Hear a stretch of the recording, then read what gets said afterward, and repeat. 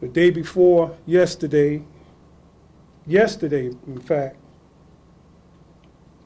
was blatantly lies. He finally came around and changed his statement and admit to Investigator Parham the same things that we already knew. One of the things that bothered me more than anything is the statement that he made that Trooper Ricks was in the highway. We know that to be untrue, but just in case, if it was true, like I said, Trooper Ricks did everything right that night. He went above and beyond. If it was true, when Trooper Ricks exited his vehicle, he put on his reflective vest, but he was not in the highway. How do I know all this? I can tell you at this point, once again, he did everything wrong.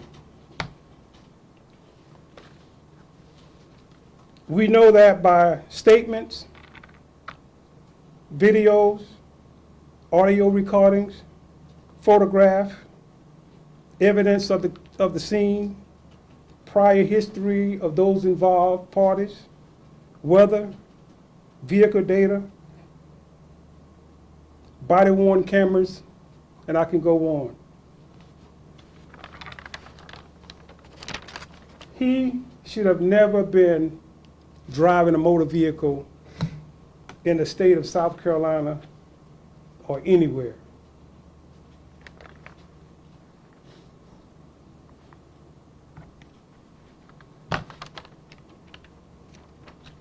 This man lost his life doing his job and doing it the way he was trained to do it.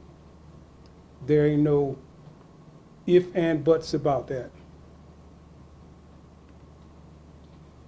Again, I want to thank Ms. J for your patience, your attorneys, for your patience, your family, for your patience. We notified you on yesterday. You was the first one, Ms. J was the first one we notified about the charges. The second one we notified was the South Carolina Highway Patrol, and now you.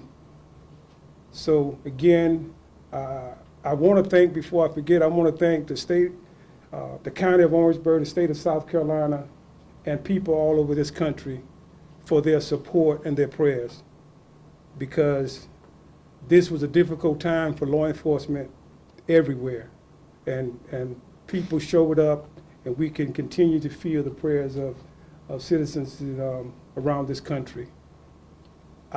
This is an ongoing investigation. I know this won't be a press conference if I don't take one or two questions, so I'll try to answer some questions if I can. When is the bond hearing for the suspect? Today at 2:30. That's easy. Where will that be, Chair? Will that be in magistrate court, or will that be in general session? No, that would be in magistrate court. Okay. One question that I want to ask, and I'm not sure how you can get into this with the investigation, but just as it pertains to the box truck, do we know where that box truck was from, or was that personally owned one? It wasn't rented.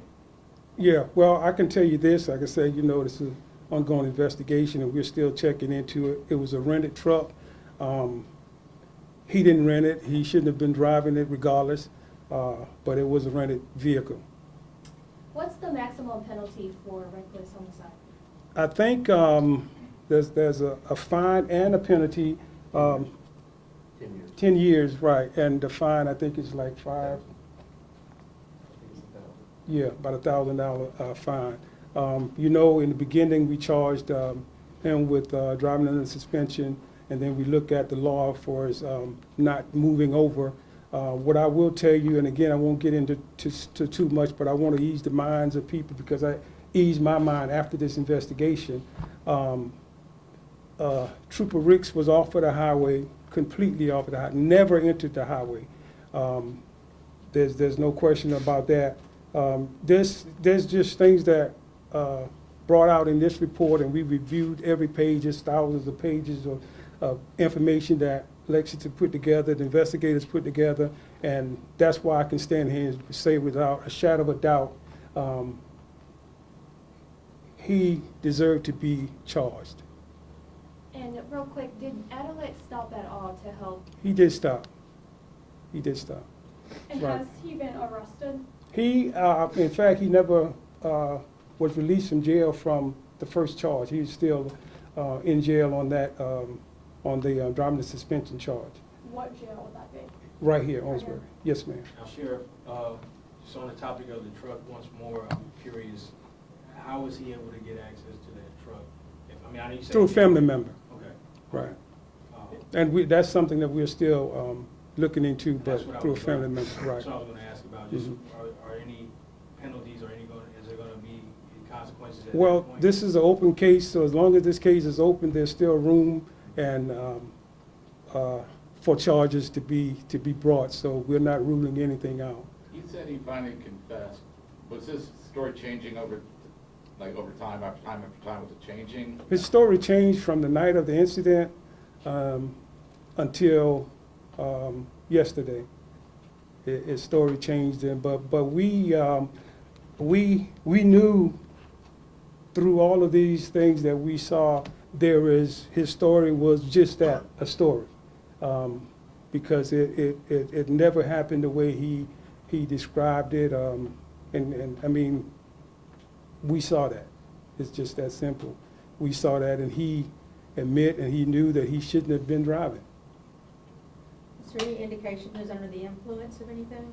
At this point, there's no indication that he was under the influence of any alcohol or anything.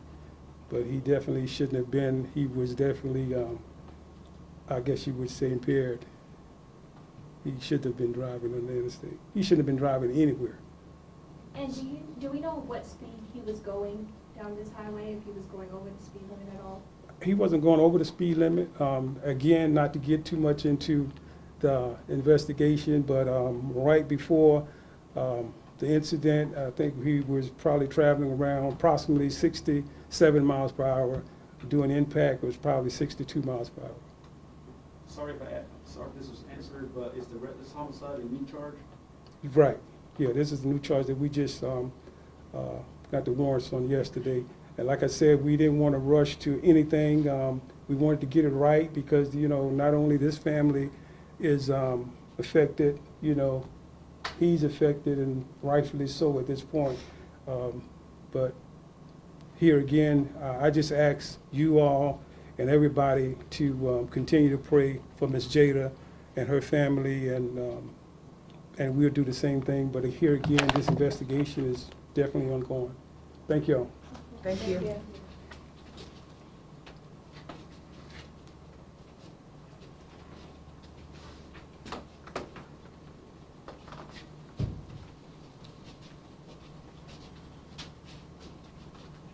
You can see PIO Walker, he will have a copy of the warrant that will be formally charged with this afternoon at 2:30. And again, will be next door.